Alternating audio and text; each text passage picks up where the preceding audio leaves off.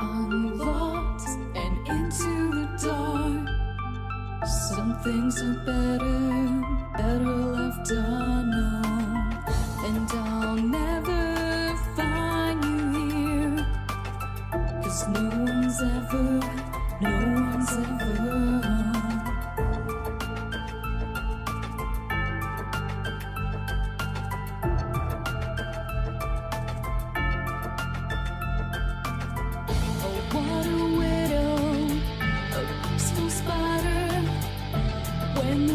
is clean, she's a sneaky hider. Hide the lies and the alibis. Oh, what a sinner, is it in her?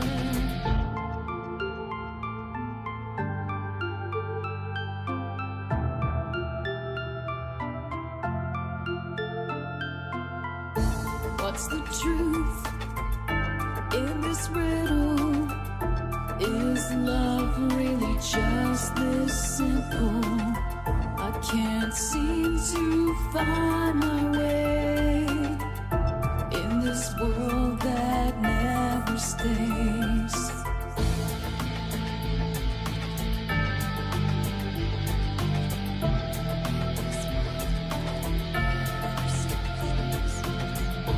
What a widow, a peaceful spider. When the glass is clean, she's a sneaky hider. Hide the lies and the alibis. What a sinner, is it in her?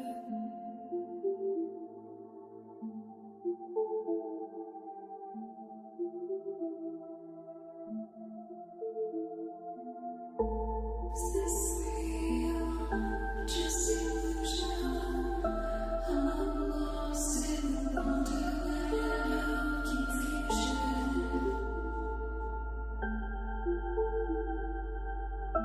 I'm lost in the wonderland of confusion. Is this real or just illusion?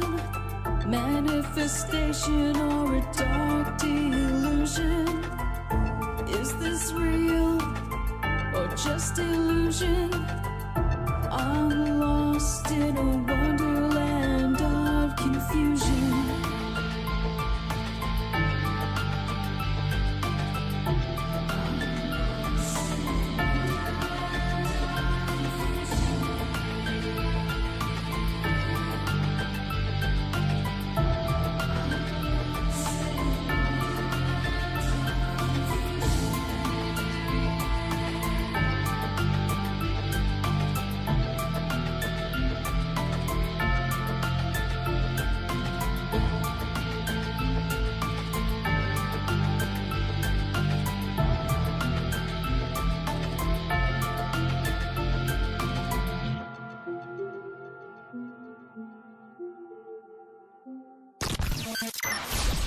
Ripon Rabbit Hole is a community-driven radio.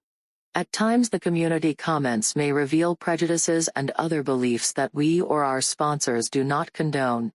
Views or opinions expressed by the community, callers, or guests, are those of the individual speaking and do not represent the views or opinions of this site. Ripon Common Sense content is intended for mature audiences only. Enjoy.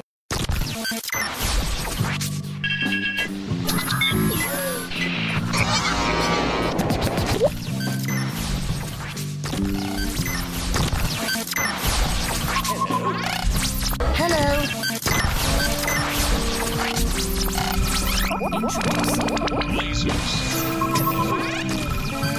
Hello.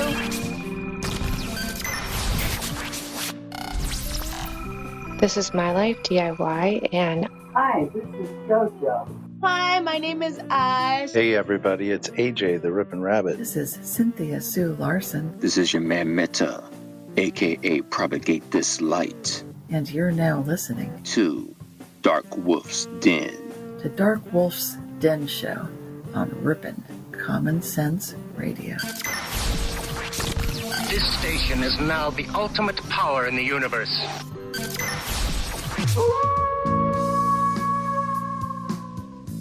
Are ghosts real?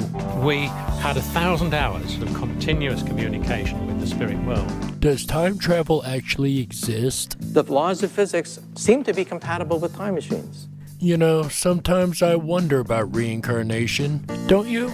A 4-year-old boy in Adelaide, Australia, has told his parents that he used to be Britain's Princess Diana. What would happen if the world found out that aliens were real? I didn't say disclosure would be easy, but what is the alternative? To establish a space force as the 6th branch of the armed forces. We have so many questions and yet so little time, so to have you here, the pleasure is all mine. Coming to you from a secret mountain cave, hidden deep within the Idaho wilderness. This is the Dark Wolf's Den Show. Now, here is your host, Jerry Hicks. That's right, I am Jerry Hicks, also known as the Dark Wolf, and we are broadcasting live worldwide from a secret mountain cave hidden high up in the beautifully snow-covered peaks of the Idaho mountains. That's right, we're ripping through the electromagnetic soup, tearing through the atmosphere, and tunneling away into your radio like a quantum particle. This is the Dark Wolf's Den Show for Wednesday, March 3rd, 2021.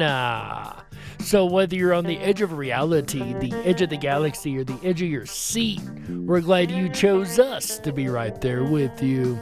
Tonight, ladies and gentlemen, we've got a very special guest. Our friend Nick Nittoli is going to be here tonight. That's right.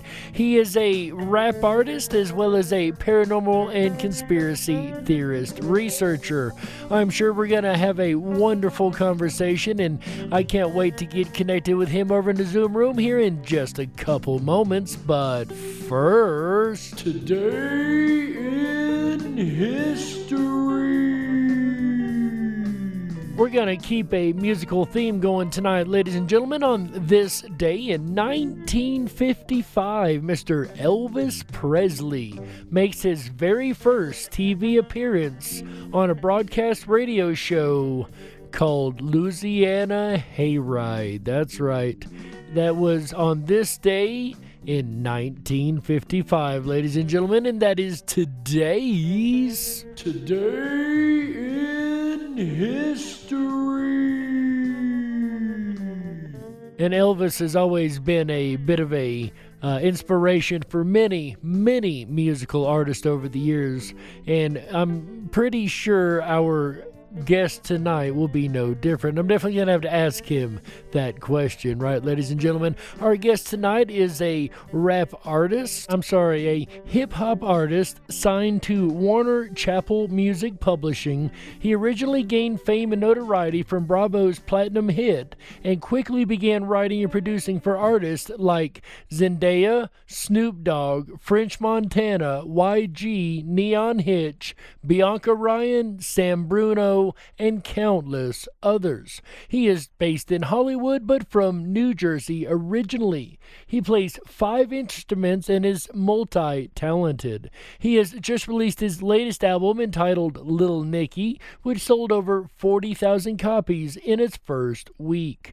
Nittoli has since focused on putting out creative music videos, which features idols from his childhood, old movie characters, as well as even some of our latest presidents.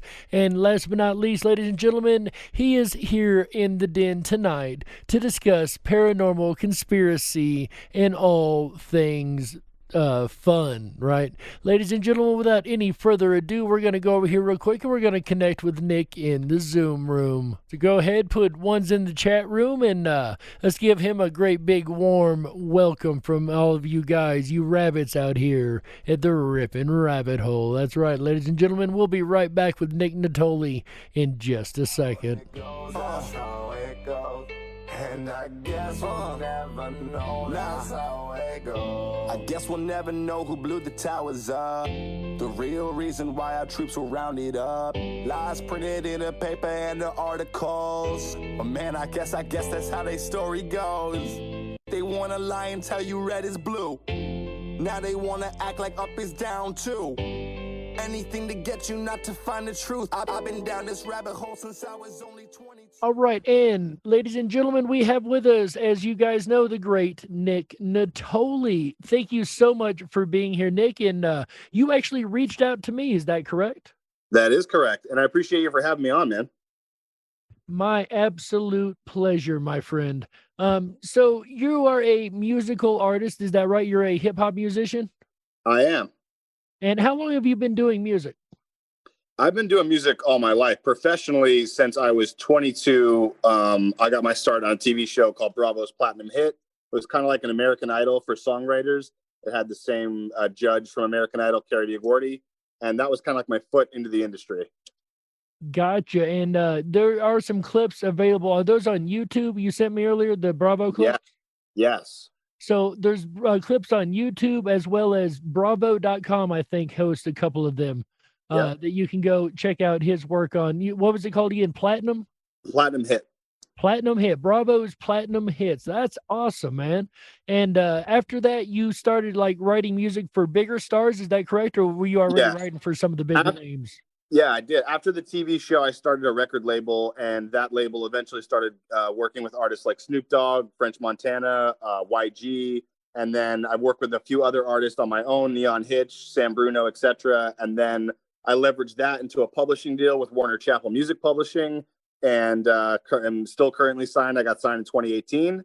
And then after all those names that I work with, I started my own artist project and kind of went on a solo thing. Rock on. So now that you've got your own project, is there any like themes that you're like really trying to push? Is there any, because I noticed in your music, you kind of have a specific theme to your writing. Yeah. I mean, at the end of the day, I don't really want like the conspiracy stuff to take over what I do as far as a musician, but I definitely want to leave my mark, on the people that listen to me and let them know what I think about certain topics. So it's kind of split. If you really listen to my music, some of it is just some pop songs you could bop your head to, and some of it is some real conspiracy talk and some real facts being thrown your way about, nefarious stuff going on in the government, underground bases, reptilian aliens, you name it. Bill Clinton, the whole gambit. That's right. Yeah, adrenochrome, all of it. Oh, dude, you have been doing some deep research. So you've got a very aesthetic sound. To that, the song you sent me, what was it called? How It Goes. How It Goes. Sorry, I do apologize. I enjoyed the song. I just couldn't remember the actual name. Right on. Really funny. I love the masks, the whole making fun. I caught the blue dress. Thought that was hilarious. Great, nice. Great touch. Nice. The more times I watch that, the more little symbols and stuff I've noticed you've thrown in there. There's a lot in there, man. There is a ton. I mean, I can go scene by scene and tear the sucker down, and there's so much. Yeah. What were your inspirations for this? Honestly, a big inspiration came from the fact that nobody is doing this, and I've never really seen anybody do this. So I kind of was inspired to do my own thing by the fact that other people weren't inspiring me. Love it. I figured I'd be the first to do something that no one's ever done. Yeah. So, what were your musical inspirations? As we had in our Today in History just a little bit earlier, Elvis's first TV appearance was today in 1955. Oh, yes, wow. Sir. It was on a radio show that was being TV broadcast, amazingly enough. I don't know how they call it radio if it's on TV, but right. I love Elvis, man. So what were some of your influences growing up, musical influences growing up? Michael Jackson's a huge one. I literally grew up on this VHS cassette tape called Moonwalker. Man, yes. You remember Moonwalker? Oh, With the Joe movie, Pesci? the cassette, the book, I had it all, dude. Yeah. So he was a huge inspiration. When I got a little bit older, I gravitated to punk rock music, bands like NoFX, Blink-182, Sex Pistols, Ramones and stuff. I was like a full-on punk rock kid. And then, hip hop came around. Eminem was a huge influence for me. Tupac Shakur. Anybody who the government, has a problem with is most likely my inspiration. Bob Marley, you name it. The thing about Tupac, what was great about him is he would rap about real stuff, real political things that are going on. It wasn't just kill this person, sell that drug, do this, do that. He actually had real political motivated speech. He was really on point about what was going on. That was what made him so different than everyone else. Big time. And did Big time. music lead you into paranormal, or was that a total separate gig there? To be honest with you, I think that my curiosity and my sense of wonder really led me to just kind of hop online and look at all this stuff. I was on an LSD trip with my friend in college, and we were at his dorm room, and we were tripping on LSD, and we typed in conspiracy theories, and that one enter button, man, really changed my life, because we watched it on LSD, which I think was great because it was so impactful and it was so real and we were so into it. And the moment we started sobering up after 16 hours, we realized, I asked my buddy, I said, like, was that stuff real or were we tripping? And once we sobered up and realized that there was truth to what we were watching, it sent me down a rabbit hole with Alice like never before, man. Gotcha. Oh, yeah, definitely. I think we've all jumped down a multitude of those rabbit holes. Yeah, paranormal is something I've studied since I was 12 years old, 28 years in it. And that rolls into conspiracy theory. Of course, you always run across the government, especially when you ufology. You're going to run into your government black ops and your MIBs, and it goes right back to the conspiracies, and it all ties together somehow. All 100% holes are connected. 100%. So what was that one that got you like, okay, this is real, this is intense, like, oh my God, we've been lied to? Yeah, man, I'm from Garfield, New Jersey. So 9/11 being an inside job was something that I took very personal. A lot of my friends and family had friends and family in those towers. So it wasn't like it was something that was way far off for me. It really hit home. And I had people around me who really just didn't believe. And I feel like if they were all conspiracy theorists throwing it down my throat, I may not have gone down the rabbit hole that I did.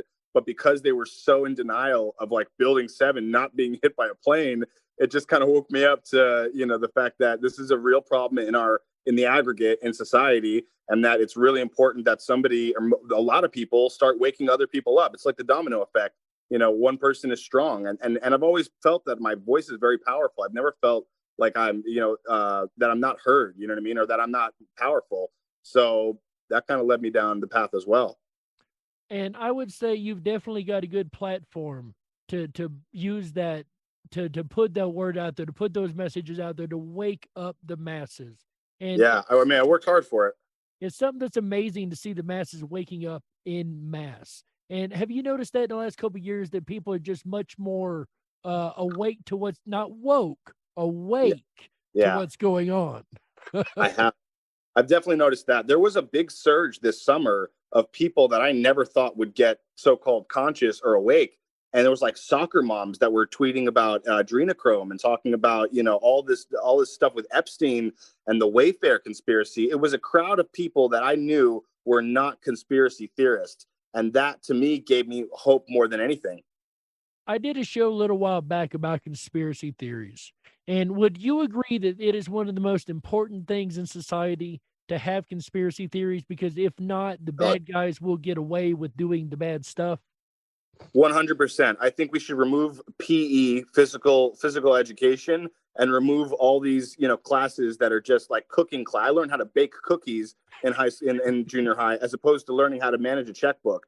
I think that kids should be, really integrated in music and really integrated in their right brain capabilities, as opposed to just their left brain capabilities, as opposed to just knowing math and science and have logic and analytical thinking. Those are important, don't get me wrong, but they're not as important as, or not more important than some of the right brain things, our creative side, our compassionate side. Those are all the things that I feel like are being kind of exiled from school right now, especially right now. Especially right now. And I would go a step further and say it's being exiled from society in general through our, quote, unsocial social media and things like that. I would say that compassion is really being kind of wrung out of the populace in general, more so than just in school. And that's the scary part, because the schools, they're indoctrinating our kids to a generation that we aren't having a real say in. Yeah. Yeah, 100%. I mean, it's by design. I mean, the fact that the school systems have these classes and they're way more important than actually learning how to manage finances and stuff like that. The government doesn't want you to know how to manage finances. The government doesn't want you to know how to get richer or how to take whatever wealth you have and implode it. They don't want that. What do they want? They want a mindless drone population of people who don't know what's going on but could bake a cookie and put on their gym shorts and run around a track 15 times. You know what I mean? That's conducive to what they're trying to build. And, I was talking to somebody earlier and this very point come up. The fact that learning is memorizing and remembering to write the answer on a piece of paper. That's not researching. That's not self-teaching. That's learning. Right. That's remembering what you were told and repeating it. And that's all you're good for. And I don't mean that in a bad way, but that's all you're really going to be good for is repeating what you heard if you don't take the time to look for yourself. And that's a message that you yourself push quite a bit. Is that correct? I'm very passionate about that. That is correct. And I know that our brains are split into two hemispheres, left brain and right brain, and memorization of facts is a left brain capability. So if I remember what you told me, that's great. But if I don't have the right brain portion of the right hemisphere of our brain working correctly, then I won't have a creative thought about what I just learned. I won't be able to write a story or write a song about what I just heard. And that, to me, is true holistic intelligence, to comprise these two hemispheres of our brain and have them working in accordance with each other. That's what intelligence is. So intelligence, if you break it down in Latin, it comes from intel, which is the left portion, the intel, to be able to remember and compromise all these facts. Well, then the right brain is the gens, where we get genre. So that means to create. It comes from generation, to generate, etc. So intel and gens need to be holistically combined. These two things, that's what comprises intelligence. And most people don't have that. They're intellectuals, but they're not intelligent. They don't have the creative portion of their brains working in a holistic manner to where they can make an idea out of what they just heard. They can just repeat the facts back. And that's why they're pushing a left brain hemisphere society. And scientism at its very, very worst or best, your choice on that. Yeah, exactly, man. Do you know, I'm sure you've done the research, do you know why the schools were set up originally to begin with, what the purpose of schooling was? I actually don't. So it was set up because they needed to create a population that could work the factories. They didn't need a smart population. They needed a smart enough population. Wow. So they teach you, literally indoctrinate to a certain degree, the basics, math, reading, writing, arithmetic, what you would need to know to go off and work 12, 18 hours in a factory and do your, do your 9 to 5, your 9 to 9, go home, get your meal, get your news, your rest of your indoctrination for the day and carry on to bed and, get stuck in that vicious cycle. That was the original reason the Carnegies funded so much of the schooling, was to enact the labor force of the factory worker at the time. Wow. And then we haven't moved very far from there since. And I think the intention is very clear, because the moment you're done with high school, then you need to, everything's about college, going to college, because you're about 18 and we're worried about you having your own ideas. So please get another 4 years in. And then when you're done with that, go to a job and work 9 to 5 and come home, and you should get married. And I hate to say this, but like, a woman can be a very, very bad thing for a conscious man. I don't think that I got conscious by being in relationships all the time. A lot of it was being on my own and staying up till 4 o'clock in the morning and researching. I think that a lot of guys get locked into something with a woman and a relationship and their dinner and their kids. And then consciousness by 40 is over, bro. You're so right.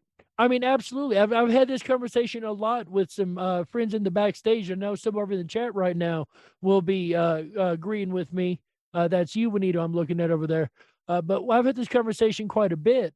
And it's the fact that it's a lonely road we walk. It really is. It's a rewarding road. And it's a knowledgeable road. But it is a lonely road. And that's for a multitude of reasons, from safety reasons all the way down to just, like you said, you're up to 4 or 5 o'clock in the morning researching what's going on in the underhanded world of God knows what, and you're learning and you're finding all these facts. And if not, you would have this distraction and that distraction, unless you get lucky and the woman you find is just as into the crazy as you are. And it's very rare, very rare. Super, super rare. I've run across a couple recently that I've really been that I've really been lucky. I've got a special friend in studio with me here, as you see. Right on. Yeah, most people know I'm usually by myself in here. So yeah, my special friend Randy here with me. She's very open-minded just the same. Right on. And it's very, very Hands up. and it's very rare to find, especially females who are willing to speak out, because there is just as much more stigma on a female to be right and proper and correct and not say the wrong thing as, you know, when it comes to speaking out against, say, those mosquitoes they try to put in us nowadays, you know. Right. Right. Tried to you find. Know, it's funny when it comes to a conscious woman, and I mean this in the most unsexist way that I can say it. I find that usually that woman has a lot of her father in her.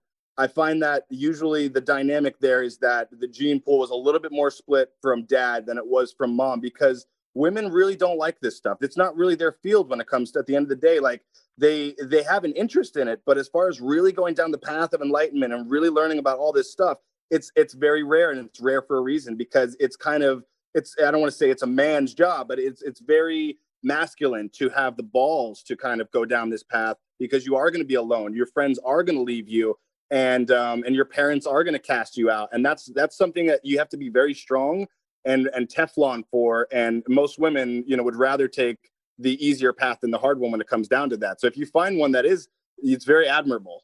So, yeah, do you have a lot of synchronicities that happen around you? Tons. So I see signs all over the place, this man. very moment, you just stated you're on the right pathway. You just said that. So, and people can't see the camera here. But I'm gonna show you, of course, because we are on radio, legit. Okay. But I'm going to show you so you can verify what I'm saying. She just handed me this. She cannot hear the conversation at all. Okay. So she goes, "Hey, look at this. This is what it says. I want you to read what this says." You're on the right path. There we go. This was showing up at the same time you were saying that to me. She goes, hey. Like I said, she can't hear what's being said in these headphones. Crazy. So talk about crazy. That was amazing, even to me. And those happen a lot to me. And you said they happen to you a lot too, yeah? They do. They do. Do you get a lot of these synchronistic numbers? 11 11s, 12 12s, 1 2 3 4. Yeah. Yeah, I feel like I have scotoma, because sometimes all I see are the numbers that I'm researching at a certain moment, or you know what I mean, like 66, 33, 13, etc. I feel like those numbers just keep popping up, but I'm like, is that just me? Am I just seeing? Right. So, do you know anything about the Mandela effect? Yeah, I do. I haven't. That's probably one of the least researched things I'm on. That and flat Earth, I do not know much, but the Mandela effect, to me, it sounds so crazy, but then I've had certain things where I'm like, wait, I remember them being the Bernstein Bears or whatever, and there's just certain things that I remember from my past that are not here today. And my brother is somebody who I'm always trying to wake up, and I'm trying to get him to go down the path of enlightenment. And so I asked him, and he doesn't believe in any conspiracy theories, but he's somewhat open to the Mandela effect. So I thought that was interesting. Now that's awesome. So I don't know if you know or not, a lot of people listening, I'm sure already know, I'm the founder of the International Mandela Effect Conference. So, oh, wow. To say I believe in it is a little bit of an understatement at this point. Okay. Well, maybe I'll learn some more about it through you then. So I've got a question for you then. We've no nothing memorabilia, nothing around, it's just me and you and the camera. I can see this. Yep. So you've got a tattoo, correct? If I'm right, of JFK, correct? Yep. Okay, so you've looked into JFK quite a bit, yeah? Right here. Oh, look at the JFK tattoo. Digging that. I love looking that. Good right there. Got a good portrait of him right there. That's a really darn good portrait. Yeah. Whoever your artist was, man, well done. I got lucky. Shading I got lucky. I walked into some random joint with my girlfriend, and the powers above were with me, because it's a beautiful tattoo. Absolutely incredible, guys. I'm talking, this is portrait quality tattoo work. I wish this was a radio sometimes so you guys could see some of this stuff. Right. On the real though, you've studied JFK. Big time. So tell me, how many people were in the car when the event occurred? 4. 4. Okay, 4 Yeah, people. right? So, yeah, I would say 4 people. When I studied it, it was 4 people. All of our audience, I'm sure at least 9/10 of our audience would agree, it was 4 people. However, history now says it was 6 people in a 3-seater, not a 2-seater car. You've got... Well, history is also pushing the Warren Commission. So. Fair point, but I mean, all the evidence you can find now says that this was almost a 3-seater with 6 people. I mean, all the evidence, all of it. And I don't even know how that would work. I don't. Well, I'll tell you who was in a minute. I haven't stopped framed on your video. I know you show a picture of the car in your video, and this is actually a requested question from one of our mods out there. Awesome. When we watched your video, she's like, "Hey, he's got the JFK car. You need to ask him about that. That's a Mandela effect. Everybody remembers 4 people in the car. However, it was Secret Service driver and Connolly. Hold on a minute. I can't remember who's in the seat right this second. Anyway, Connolly and his wife, and then Jackie and the president. But there were 2 people. It might have been 2 Secret Service agents. I can't remember where I was in the front seat. And then Connolly and his wife was behind. And then it was the president and Jackie now. I mean, unless they're counting that Secret Service agent who is getting waved off and told to not follow the motor cart, I don't know what they're talking about. And I wish I had it pulled up right now so I could actually show you. It's something I need you to actually go look and research. It is a well-known Mandela. I will. The only thing I could think there is there are 2 Secret Service agents at each end of the motorcade. So there's we're talking in the car. That's what I'm saying. If there's only 4 in the car, so I'm like, maybe they counted. There's 6 now in the car. Wow. Okay, you got it pulled up there now. There you go. Yeah, my girlfriend just pulled this up for me right now. Wow. I don't even know how to respond to that other than believing in the Mandela effect 100% at this point. I love it. You heard it here first, ladies and gentlemen. Nick Nittoli just 100% admitted. He now I'm very curious how this will play out in the JFK movie that is filmed, shot, and done and printed. That so you're talking about the Zapruder film.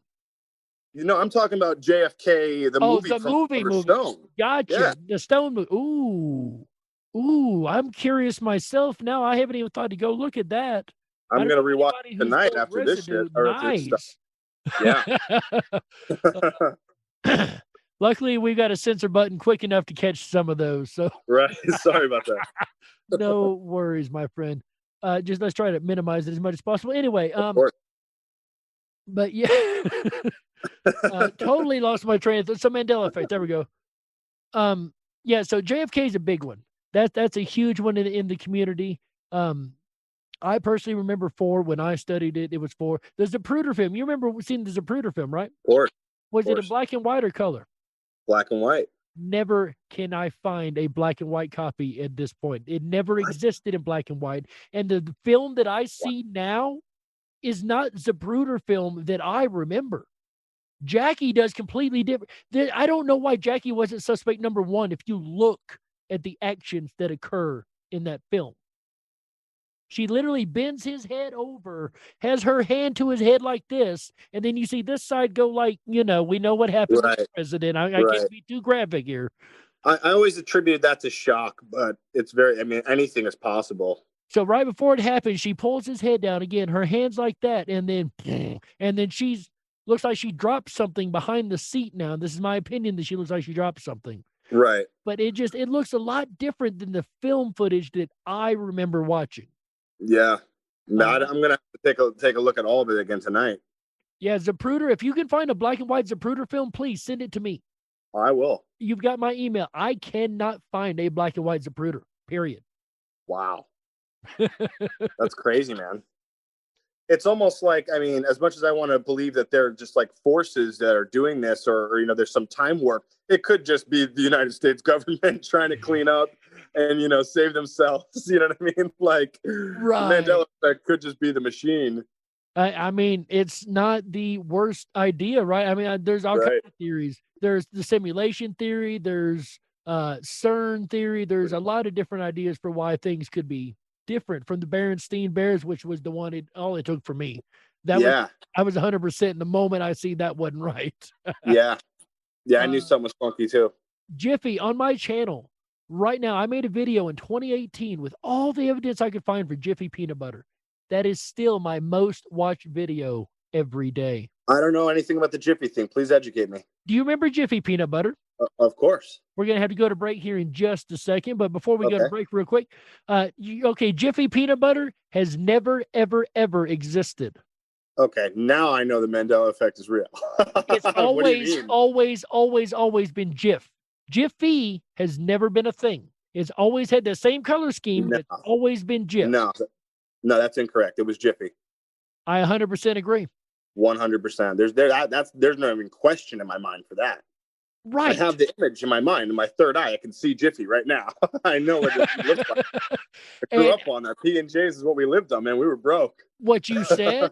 And if you go to the store now, you're going to find, it was just a marketing change, but you can't find a marketing change. According to the marketing and everything in history, it's always and always from day one been Jif. Now, here's the interesting fact. According to the story now, the guy that originally invented it, and once again, we got to go to break here real quick, but the guy who originally invented the peanut butter, before he sold it to the Procter & Gamble and would later become Smuckers and all that, he actually called it Jiffy peanut butter.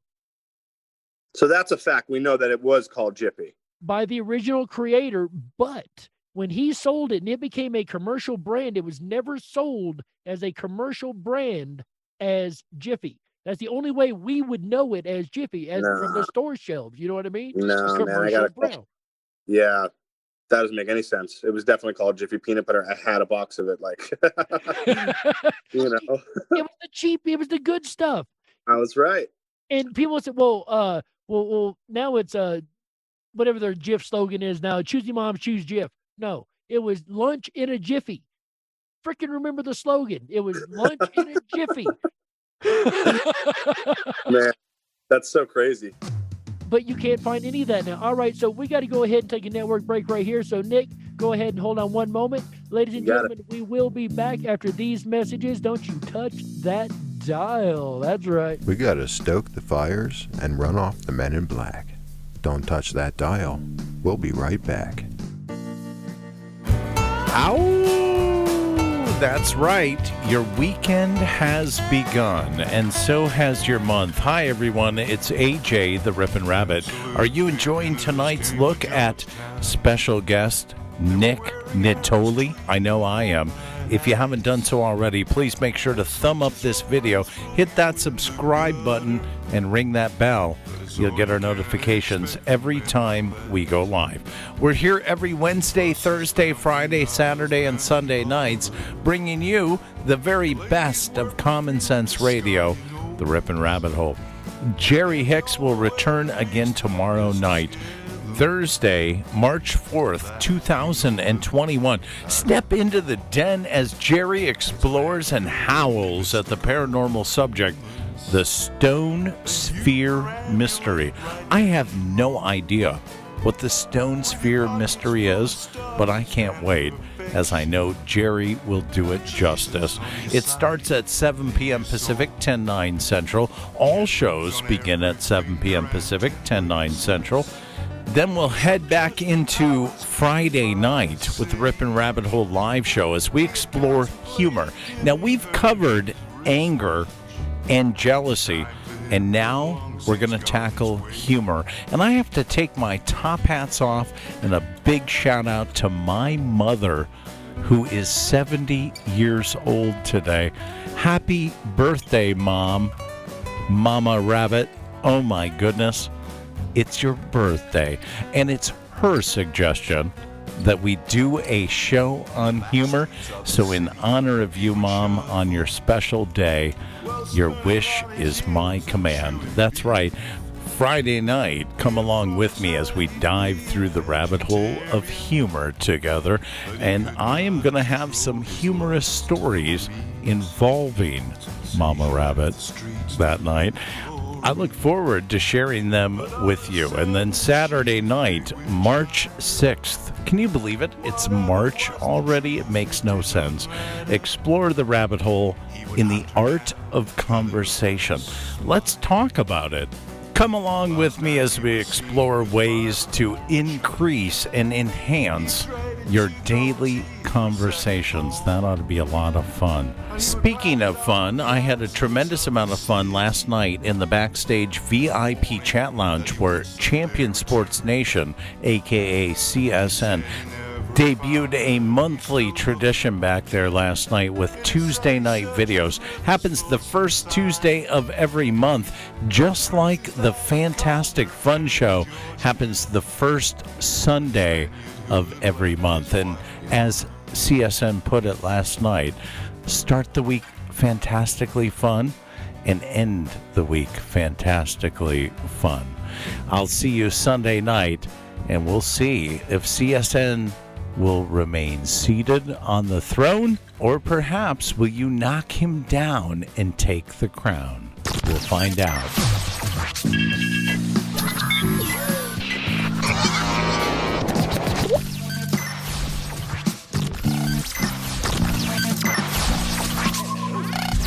Hello. Introducing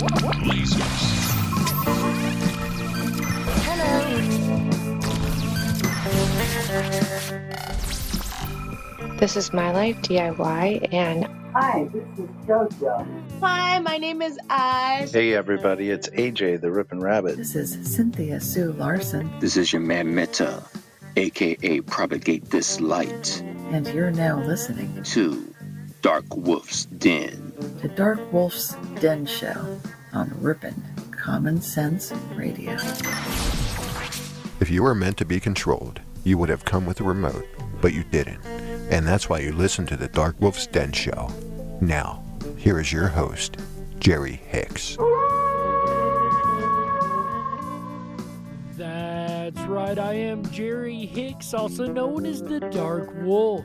And welcome back to the second half of the Dark Wolf's Den Show for Wednesday, March 3rd, 2021. So whether you're on the edge of reality, the edge of the galaxy, or the edge of your seat, we're glad you chose us to be right there with you. Ladies and gentlemen, if you haven't already, do make sure you hop on over to the RiponRabbitHole.com. That is RiponRabbitHole.com. That's right. Over there you're going to find one of my favorite things, the Down the Rabbit Hole section, which is our version of social media. Sign up for your Backstage Pass over there, and you'll be able to access all the wonderful and incredible things we have to offer on that site. That's right, ladies and gentlemen. And speaking of things to offer, we've got an offer tonight that I just cannot resist. See, a buddy of mine, Mr. Nick Nittoli, a new buddy of mine, I guess you'd say, sent us an email last week and asked to do an interview here on the show.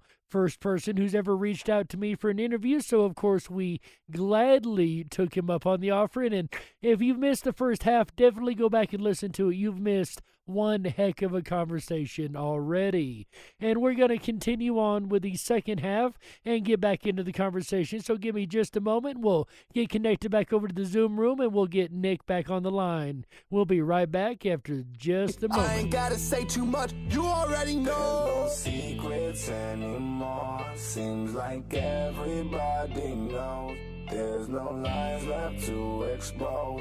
Well, I guess that's how it goes. All the bombs went up in smoke.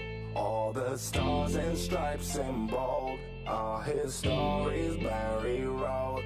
Well, I guess that's how it goes. That's how it goes. And welcome back to the show, ladies and gentlemen, and welcome back our special guest, Nick Nittoli. Thanks for being here with us for the second half. Nick, it's an absolute pleasure having you here, sir. Thanks for having me, man. Like I said, I really appreciate it. It is my absolute 100% pleasure. And you've got a chalkboard behind you. Before we get back into things, I got to know what is written on this chalkboard and what is the purpose of this? So this is a promotion for a foundation that I kind of teamed up with called Children of the Night. And what they do is they help child trafficking victims not only get out of child trafficking rings, but also kind of get their lives together and get their lives back on course afterwards. So the actual link is Band B Drafting. So BANDBDRAFTING.com/muddy-up. Do me a favor, repeat that link one more time. Yeah, it's Band B Drafting, BANDB, and then the word drafting, DRAFTING.com/muddy-up, MUDDYUP. And if you go on there and purchase a T-shirt, half of the proceeds go to Children of the Night to help stop child trafficking and to help child trafficking victims. Well, I think that is an absolutely 100% amazing charity to give to. And she's got it pulled up here for me now. And I'm going to go ahead and make a donation to this when we get off of here, because that is awesome. Something that I 100% support. I think that's absolutely amazing. You reached out to us to do this, so I can definitely reach out and help that charity. And that's something I really appreciate that, man. In here. It's going to a great cause. So that's awesome. And you got some merch here. So these are different shirt slogans then that you were reading off on the back there? Yeah. Yep. So, guys, you want to get you a shirt to help stop the evil going on in the world, definitely support this. I would definitely back this 110%, guys. I think this is a great organization. Right on, brother. At. Nick Nittoli Music on Facebook, it looks like, is what it's under, right? Where they can find that over there? Yep. Perfect. I appreciate that. Children of the Night. That's right. That's awesome. That's right. I appreciate that. So we've got this saved here, and like I said, I'm definitely going to go here after the show, and I'm sure a lot of our listeners will gladly help that's awesome, that man. out too. So that's awesome. With that said, we were speaking about the Mandela effect before we went to break, and there's so many crazy effects that I could go into. I just want to touch just a couple more real quick. Sure. Do you remember the Monopoly Man? Of course. Did the Monopoly Man have a monocle? Always. Always. Never. See, now you got me. I'm getting no sleep tonight, man. You're going to have me up in the deep, deep rabbit holes tonight. Oh, I love it, man. This is a rabbit hole that goes deeper than deep. And it's a paranormal rabbit hole. And that's what I've always enjoyed, is the paranormal. 28 years altogether, almost 30, I say. But 28 years I've been studying the paranormal. And you've been in research for about 10 years, really deep, hardcore research, you said. Have you had any personal paranormal experiences? I have, man. I had a very, very crazy paranormal experience, one that most people will not believe. And that's kind of guided me to having the kind of faith that I do in the stuff that I'm researching, because I know what I saw, I know where I went. And for me, it's like I know the truth. So that's kind of helped me believe, to be honest. Well, now you've sparked my curiosity even more, because one thing we collect on this show is case files. And as you know, from listening to the show, we always go over case files. And I would love to hear your case outlandish. Because the more unbelievable it is, the more amazed by it that I am. And we got a couple of fans trying to call in right now. Sorry, guys. Okay. Sorry, cell phone going off there. But seriously, though, I totally lost my train of thought. Where was I at, Nick? Paranormal experiences. Okay, the more outlandish, the better. The more outlandish, the better. And let me tell you, in my audience, you're in good company. So please, sir, I would love to hear your case file. All right. I'll tell you this. I really like your show, and I really like your message and your vibe. And therefore, I'm going to be vulnerable with you and tell you this, because I really don't talk about this that often. But that's an honor to us. Here you go, ladies and gentlemen. Absolute exclusive on the Dark Wolf's Den show. Here you go. This is the exclusive for sure. So around the time that I got cast on that television show on Bravo, I had previously been meddling with the dark forces of nature and witchcraft and black magic.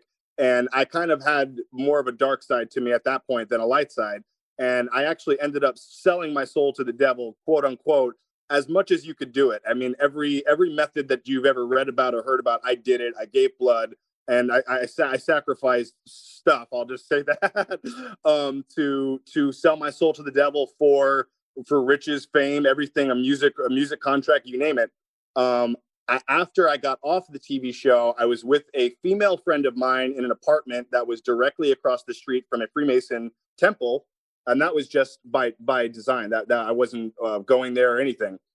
But we were hanging out, and I was trying I guess it's a somewhat of a new drug called spice. This is a drug that they give people in the military so that they can smoke that, as opposed to marijuana, so that they don't test for marijuana. So I was smoking this stuff called spice, which it's not a psychedelic. It's nothing like that. It shouldn't do anything crazy to you. But in this moment that I had, this person completely turned into a new person. And it's a synthetic, correct? Yeah. Yeah. This person turned into what I believe was Satan himself. And I really, in my heart, I know it was at least a dark entity that was channeling her and became her. I did not know where I was. I transferred myself from being in a Los Feliz apartment to being in hell, to being in what I consider as above, so below. I was so below. So it was complete proof to me of alternate dimensions. It was complete proof to me that there's something else. It was basically the exact same setting, but the darkness of it, the worst capabilities of what was above was below. And I met what I believe was a satanic entity, if not the devil himself. And we had a telepathic communication. And I ended up having a full-on freak out. I wasn't able to speak for at least 3 hours. And this girl had no idea what was going on. She rushed out, tried to get me medicine and help me in some way. But I was incapacitated. I couldn't remember any of my songs, my lyrics. All of my mental capabilities had just gone. But I remembered. I knew what I saw, and I knew where I was, and I knew where I wasn't. And for me, it's kind of been alone, very lonely, knowing it wasn't just this drug called spice, which is like, it's nothing. It was just a special moment that I feel like might have been triggered because I did sell my soul to the devil. I did, bleed on a Bible, and like, I did do those things. I did call out for this. So it was, I kind of got my wish. Careful what you wish for. You 100%. just might get it. Oh my goodness. So Yeah. I've never had anybody openly admit to me face to face that I made a deal with the devil. I've done stories on that, but that's amazing. I've never had somebody face to face admit that. I appreciate the courage of admittance there. Yeah. Not my best moment. At least you're honest about it. Yeah. Now, you said you lost your abilities for a moment when you encountered this. So do you feel that maybe this might have been a reprieve of the deal, if you will, taking of the talent in to that degree? Wow, I've never heard that analogy. That gave me chills right now. It's very possible. It's very possible. The telepathic conversation that I had with this dark entity, we'll call it, was somewhat revolving around the music industry and my music career. It was basically like a question that obviously was not spoken to me, and I spoke back without speaking, telepathically, and then the conversation was over. Gotcha. And I dare not ask the terms of the conversation. I'm sure that's very private between you. Yeah, I mean, I'll open up about that. It was really just kind of like it was almost as if he was asking me if I really meant what I said. And in that moment, I was scared out of my mind. I mean, to this day, it's the scariest thing that's ever happened to me, hands down. So I think I answered out of fear and, out of having a conscience, and said no. And, which would make sense if those were the symptoms you experienced thereafter. Now, I'm no demonologist. Don't get me wrong. I'm talking off the top of my head here. Yeah. I could be 100% wrong, but it just seems to me with that little aspect, you said you lost the ability to speak, your number one tool, You lost the ability to think and remember your lyrics and your words and your abilities.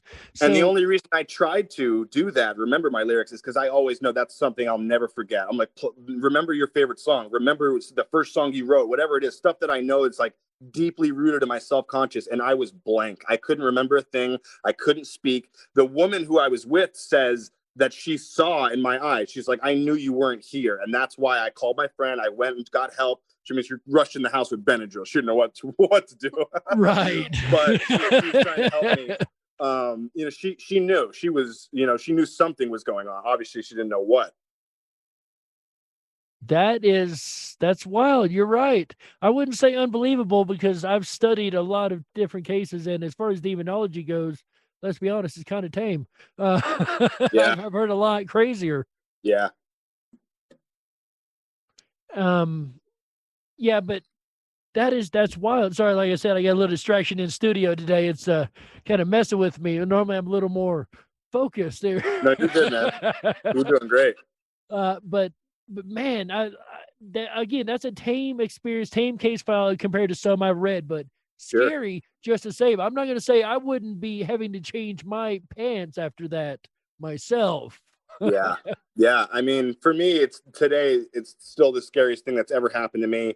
It's kind of kept me somewhat sober and clean. I don't drink. I don't do any drugs and stuff. And a lot of it comes from that moment because I really felt out of my body. And I'm like, I know it wasn't the drugs, but I still want to stay off of everything just to be of sound mind and to always have me, you know? Right. So, you've got an interesting hat there. I like the hat. Very interesting. It's got some symbols on it that I recognize. It's got what's that called? A compass and a square and a G. Yep. That's right. An interesting. Hey, some of you guys may recognize that symbol. So you mentioned your song, and I do apologize. I asked this in the green room earlier, and I said I probably wouldn't ask on there. I apologize. I lied. So now at least you know what question is coming. So, in all seriousness, you mentioned in a song in how it goes. Yes. Yeah. You mentioned in how it goes. One of your lines is, I started this when I was 22. Now I'm claiming I'm a Mason and I'm 33. Was that just a line in the song, or are you really admitting you are a Mason? Yeah, I am admitting I'm a Freemason. And like I said before we hopped on, I think that there's a lot of dark connotation that comes to Freemasons that is somewhat deserved and somewhat undeserved. Let's get something straight. Some of the people that built this country, most of the people that built this country were Freemasons. Most of the great men who fought in all of these wars were Freemasons. You know, there are a lot of good qualities to Freemasonry. I consider myself a light Mason as opposed to a dark Mason. I do know that there are dark, nefarious, you know, sects and different parts of Freemasonry that are very, very different than being on the other side of it. But, you know, I don't encourage people to become a Freemason if they're not interested in it. But as far as becoming the perfected man, like working, you know, all of the information and learning some of the great stories, the tales of Hiram Abiff, there's a lot of great stuff in there. And, you know, I do promote that. Moral stuff, right? They and I know a little bit about the Masons. They can be spoken of publicly. Okay. Again, it's about morals. It's about teaching of, you don't have to have a Christian God. You have to have a God, right? You have to have I do know that. And I know that the first secret, at least I've been told, of Freemasonry is that the sun is the middle of the solar system, ladies and gentlemen. That is secret number one of Freemasonry. That goes to show why it was originally set up. It was originally set up as a way to keep knowledge, scientifically at the time, actually, that would have got you burned at the stake. That's right. So, I mean, I agree. There's a light side and a dark side to everything. And I really, truly believe that, all the way up the chain to the very top of the power establishment of the country. I'm going to leave it at that. Yeah, I mean, I'll say this. Like, if you have a love for this country, a deep love for this country, and a love for history and how everything got started, you're going to delve into Freemasonry. You're going to find Freemasons that did a lot of great stuff. You know, if you go online and you research some of the nefarious stuff, you're going to find some of the dark Masons and some of the stuff that they did. So it's just like anything else. It's yin and yang. There's a light side, there's a light energy, and there's dark energy. And, you know, like I said, I think my message kind of speaks for, you know, everything at the end of the day. People know what I'm about. You know what I mean? They know what I'm doing with my platform, with my power. It's, you know, it's definitely not dark. So. Here, here. It's like there's Catholicism and then there's the Pope, right? Oh, I didn't say that. Anyway, moving along. So you've had that crazy demonology paranormal experience. Have you had any other experiences? UFOs, ghosts, just any kind of anything? Or Yeah, I saw a UFO at a record label called Hanoa Records with a friend of mine named Jesse, and we were just standing behind the studio smoking a blunt. And I looked up. Day or night? It was about like 6 p.m. It was like right between Twilight-ish. Yeah. The light of the day was still out. So these things came up, and it was one originally that shot up into the air, and that grabbed both of our attentions, and we both saw it. And then this one, what I believe is an unidentified flying object, it became two. And those two split and went out in two completely different directions. But it's so crazy because they split the moment that we really knew what was happening. I really feel like the moment they knew they had eyes on them, they did some sort of, the moment your consciousness become aware of the situation, fully aware in. Yes, I follow you. So that was good because I was with somebody and we both saw it. So we both knew we weren't crazy, and we were telling other people. It's always good when you have a friend with you, Oh yeah, it goes against the whole you're hallucinating or only you've seen it type deal, right? You're crazy, you're imagining things. It's hard to get two people beside each other to hallucinate the exact same thing. Yeah. And it goes back to the Mandela effect. That reminds me a lot. It's hard for all these people that have never met each other across the entire world to agree that something had the exact same false memory. It's like Berenstein, people aren't saying it was two E's or EY or II or EE. Everybody agrees it was EIN. Everybody agrees it was this specific spelling. Everybody agrees it was Luke, I am your father, not Luke, George, John, Jeff, Roy, Henry, that one really trips me out because it's such a famous line and it's such a famous movie that's been repeated in so many other films and stuff. I can't imagine how people don't understand that line. Makes no sense at all to me, dude. It's iconic. In the 80s, that was one thing we repeated 1 billion times. Yeah. That's one of those meme lines before memes were a thing. Yeah. Well, that's kind of where I'm pushing you towards with the JFK thing. It's like, I'm going to watch Oliver Stone's JFK tonight. If something changed, I can't imagine that it changes in the aggregate as a whole. I can't imagine that movie now has 6 people in the motorcade. I can't imagine that. You see what I'm saying? Like when somebody referenced Luke, I am your father in another movie, I can't imagine that changed too. Right. And that's what we call residue in the Mandela effect community. If you can find evidence of the four-seater, if you can find evidence of Jiffy, if you can find evidence of things that history and reality itself, not just history, reality itself says was not that way. And it goes beyond like just going online and searching. You go to the store or you go grab your 1977 VHS copy of Star Wars. It's going to say, no, I am your father. It's beyond just a couple of clips on the internet. So it's more than just simple manipulation. The items retroactively are changed. And have you found residue with the Mandela effect on some stuff? I have. I'm not as good a residue hunter. There are some people that literally dedicate themselves just to hunting residue 24/7. Wow. That's all they do is try to find evidence of residue. Every now and again, I'll find some residue. I've got a couple videos up on the channel. Fox and their cartoons. I think there's some winking and nodding going on from those guys. Because they'll throw little references like, do you remember there was a show in the 90s about 4 girls in New York City? Do you remember the name of this show? Sex and the City? Sex. What's the second word? Sex and the City. And the City. Okay. Yeah. A lot of people remember Sex in the City. I've heard this one before, actually, now that you bring it up. And I know it was Sex and the City. I just know it. Right. And that's fair enough, to each person's memory. Right. Well, what do you remember? Do you remember in or and? I personally remember in. Oh, wow. But see, I wasn't a fan of the show. This is the problem with the Mandela effect is we got to get on the same page. Right. But, I didn't watch the show. I wasn't a fan. That's not something I would stake my 100% on. That's something that, kind of in passing, it seems like it was into me, that just seems right. I'm not going to stand on and say 100%. I know it was. I was a big fit. No, I wasn't. Nope. Yeah, the thing I have a problem with is because I remember the show having a darker tone, like they were showing sex and stuff, but it was a lighter show. So Sex and the City seems like a lighter girl thing, but Sex in the City sounds like a porno. You know what I mean? I feel like HBO would have shut that right down.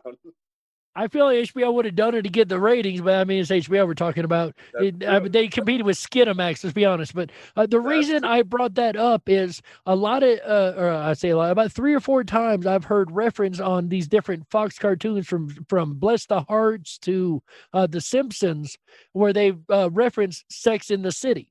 And they'll say Sex in the City. Wow.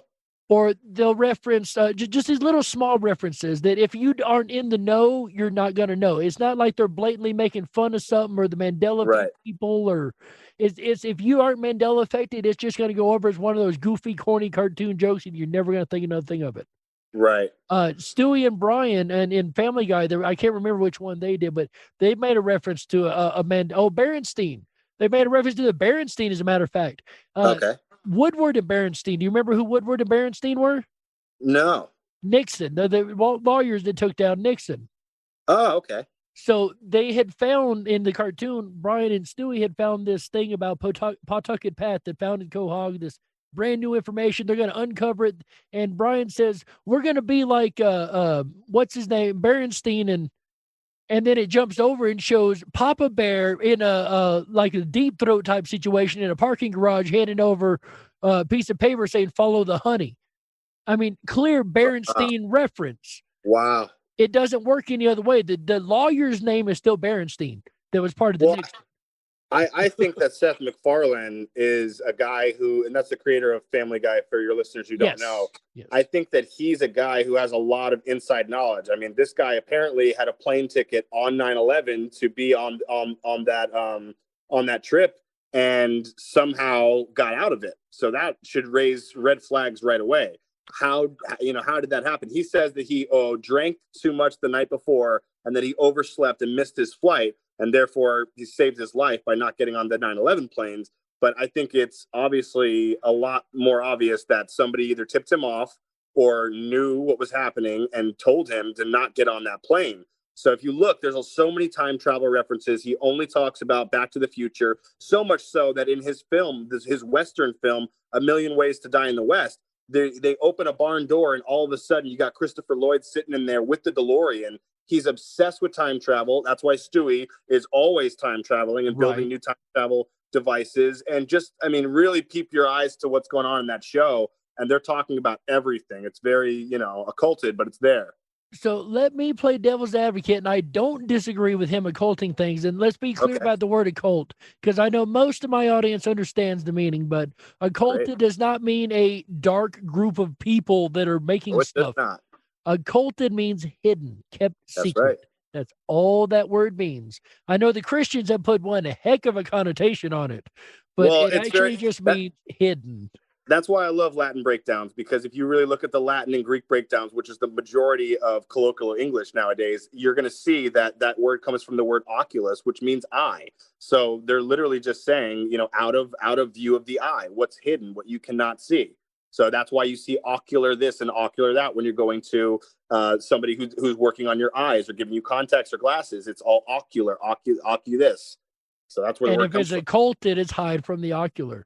I like that. Now, I just learned something else new. There we go. Right on. Learn something new, ladies and gentlemen, every day. Your day has been wasted. Personally, it's stuff I learned, forgot, and learned again. But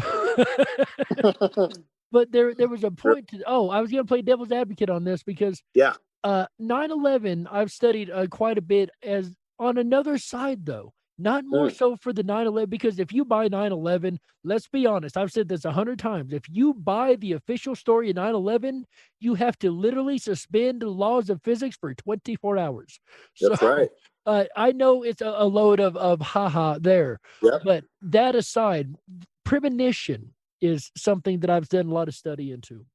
And the random number generator test, and I don't know how much you know about these, but the idea that consciousness affects random number generators is the idea. And there's something called the Global Consciousness Project. Something sounds like you may be quite interested in. And what they've done is they've set up these random number generators around the world, and they all report to this database. And they should hold the exact randomness. They should just randomly generating numbers. There should be no connectivity, no highs, no lows, just random. 24. Well, I've heard 24. I've heard 12. Let's go with the 12 because I think that's the one that. That guy that actually ran the thing, Dean Radin, actually said within 12 hours prior to the event occurring on that date, on 2001, the random number generators lost their randomness and stayed in sync for roughly 12 hours prior to and after the event. So the only way that could be possible is if the human consciousness, the idea here, was affecting and knew somehow prior to it occurring, was affecting these random number generators to stop the randomness from occurring at all. And Osama bin Laden himself is quoted as saying he was scared he was going to be busted from people's dreams and premonitions. So I don't think that perhaps McFarlane in this particular case was tipped off. There's a lot of evidence to show that on days that there are major train accidents, just the overall number of passengers for some reason is much lower than other days. Interesting. Again, this is just by the statistics. So when the numbers stop spouting, when they stop spouting random numbers, what numbers were they spouting then? Now that I don't have the information of, I'm not sure if it was like they all went high and stayed high, or they all went low and stayed low, but the random error, they all had the same numbers across. Like I don't know exactly. Can you hear me? Yeah, I hear you. Are you there? I hear you.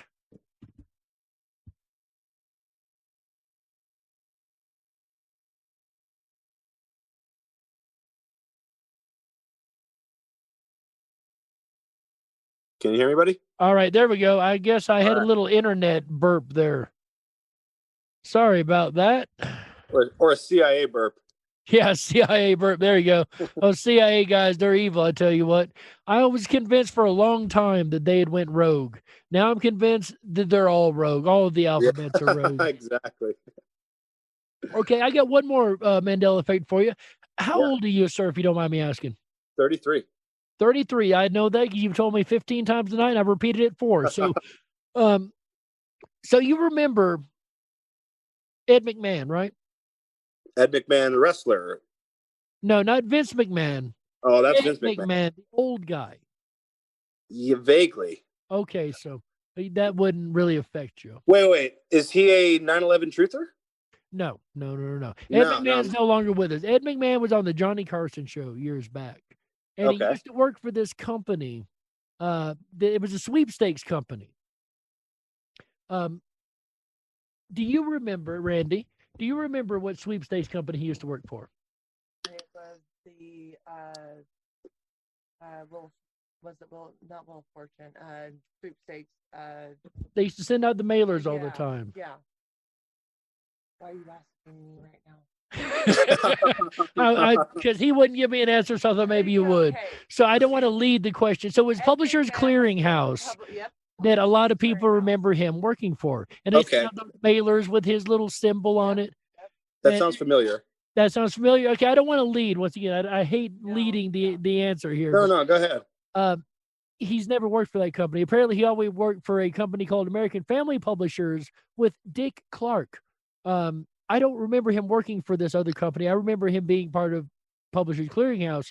And it's to the point Publishers Clearinghouse can't figure out why everybody associates him with their brand.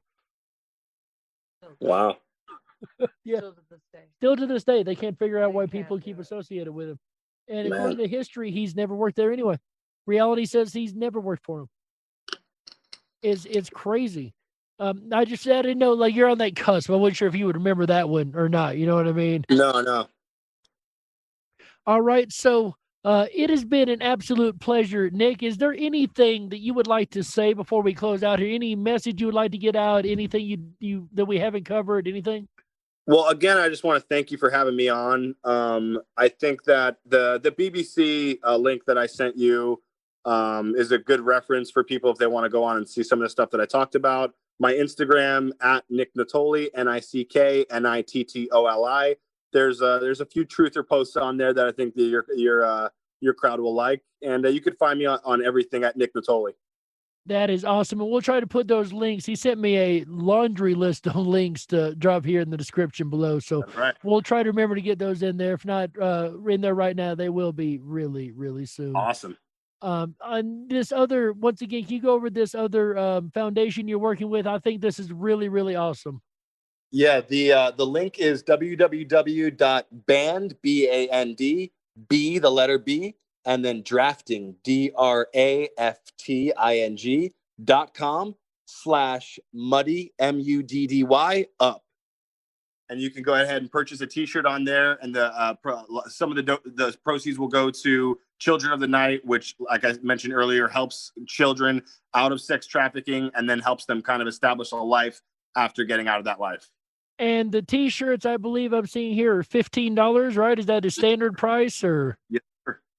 And how much of that proceed, and I'm sorry to ask, but is like a third or like $5? 40%. Go to the Children of the Night Foundation. That is awesome. Guys, check this out. Children of the Night Foundation, Band B. Repeat that one more time. You got to spell it out, but repeat that. Yeah, bandbdrafting.com/muddyup. There you go, ladies and gentlemen. Check that out. It's definitely worth sponsoring. I'm sure we all are quite passionate about something like that. And, that's right. Where can people find your records, find you, Instagram, Facebook, the whole nine yards? Yeah, I'm everywhere, man. iTunes, Nick Nittoli, Nicknittoli, and iTunes, Spotify, you name it, man. YouTube, if you want to see some of my YouTube videos, that's really where I'm de-occulting things. That's the kind of the word I like to use, as de-occult. So I'm de-occulting a lot of stuff on my YouTube channel. You can check me out there and anywhere else, man. That is awesome. And I definitely suggest the YouTube channel. I subscribed to it the day he hit me up, and I enjoy the music. It's definitely different. It's very open-minded. I personally think if you enjoy Tom McDonald, you're going to enjoy Nick Nittoli. Honest to God. Like, it is funny because I actually sent an email out to Tom McDonald like days before you hit me up. So I thought, well, maybe he just like forwarded it to one of his buddies or something. Like, I can't make it, but he can't, you know. Well, I really appreciate it, man. Thanks for having me on. My pleasure. And I'd love to have you back another time, man. Don't be a stranger. Sure. You're definitely a friend of the show, and I would love to have you back on and talk conspiracy and new findings and research and how your benefits going and the whole nine yards. So thanks once again for being here. Ladies and gentlemen, our guest, my new friend, Mr. Nick Nittoli. Thanks again, man. Thank you, sir.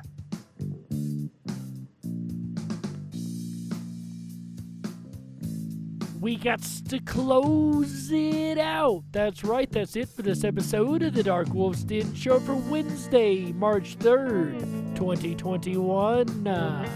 So whether you're on the edge of reality, the edge of the galaxy, or the edge of your seat, we're glad you chose us to be right there with you. The den may be closing for this evening, but don't you worry, the weekend fun is only just begun. That's right, we will be back tomorrow, Thursday, March 4th, 2021, 7 p.m. Pacific, 10/9 Central, with an all-new episode of the Dark Wolves Den Show.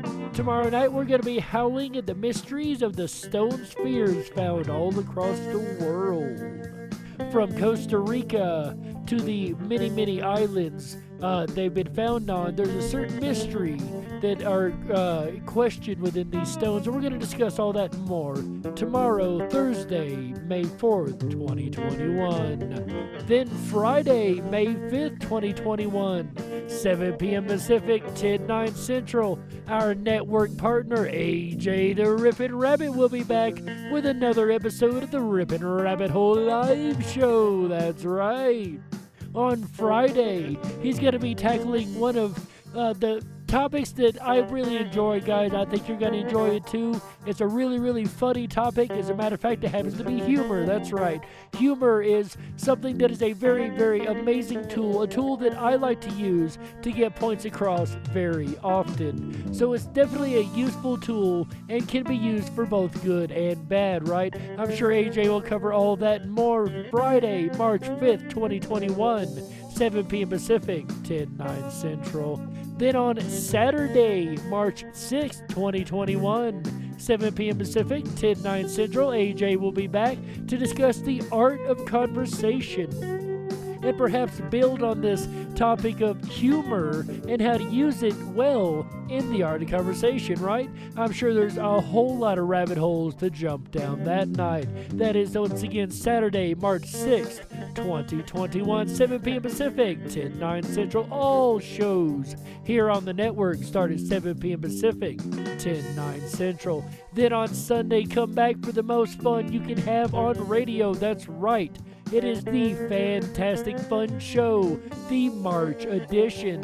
Make sure you tune in and play along, and maybe you can end up being the Fantastic Fun Show king or queen. There's been a battle going on for quite a few months now between My Life DIY and CSFL champion, or Champion Sports Nation as he's known. He's got the current throne right now. Will he hold it once again, or will My Life DIY knock him off, or will one of you come up from behind and take them all out of the running? I guess you're going to have to tune in Sunday, March 7th, 2021, 7 p.m. Pacific, 10/9 Central, to find out and play along and see if you can become the new king or queen of the Fantastic Fun Show right here at the RipponRabbitHole.com and Ripon Common Sense Radio. Speaking of RipponRabbitHole.com, make sure you hop on over to the RipponRabbitHole.com. That is RipponRabbitHole.com. That's right. Over there, first thing you need to do is sign up for your Backstage Pass. That's going to get you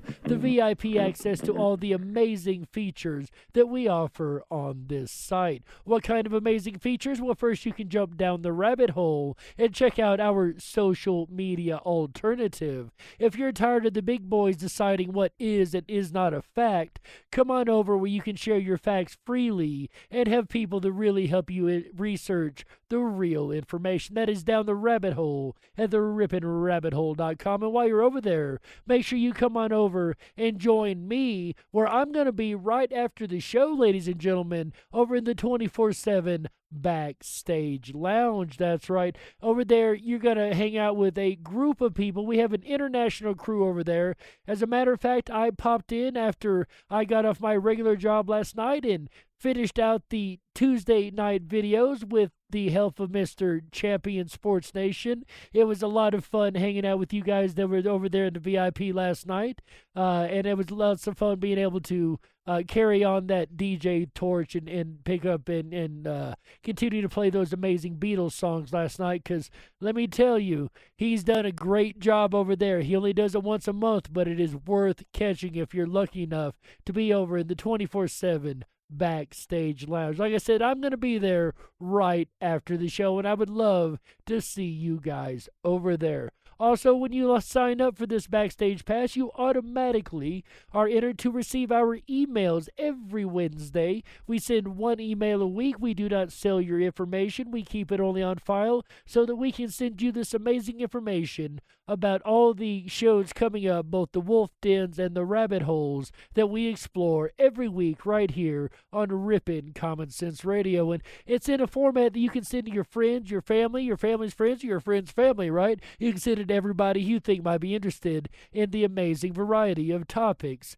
here on the network. And with that said, ladies and gentlemen, on behalf of Chick Mandela Effect, Michael Musco, AJ the Rippin' Rabbit, my friend here hanging out in the studio with me, Miss Randy, it's been fun having you here with me. I really appreciate it. Thank you.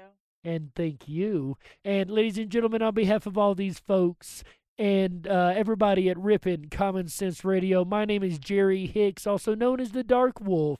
And remember, until tomorrow night, ladies and gentlemen, stay awake, but dare to dream. Good night, everybody. Yeah, that's right.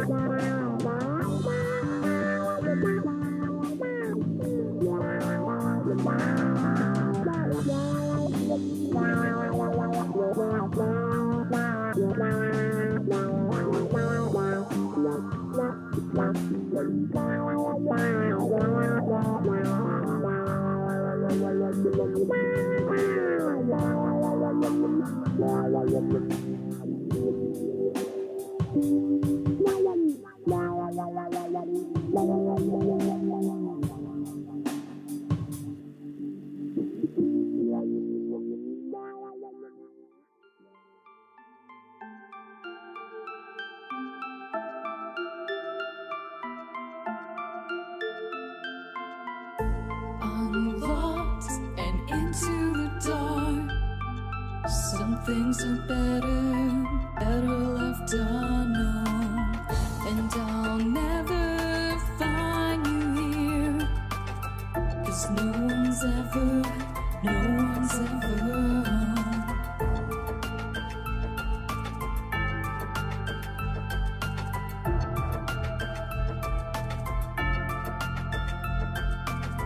Oh, what a widow, a peaceful spider.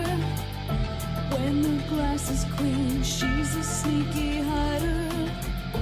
Hide the lies and the alibis. Oh, what a sinner is it in her?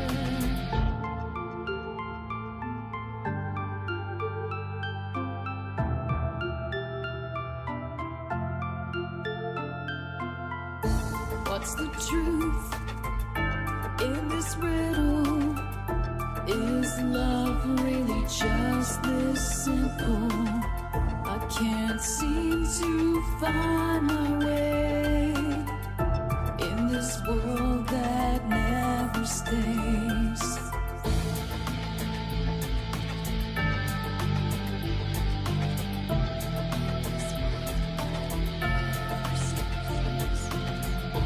What a widow, a peaceful spider. When the glass is clean, she's a sneaky hider.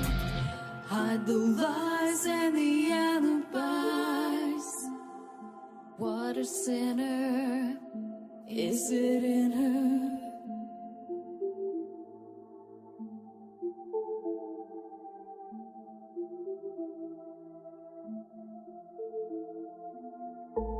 Is this real?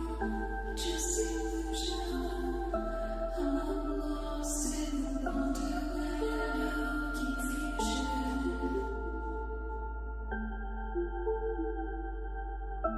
I'm lost in the wonderland of confusion. Is this real or just illusion? Manifestation or a dark delusion? Is this real or just illusion? I'm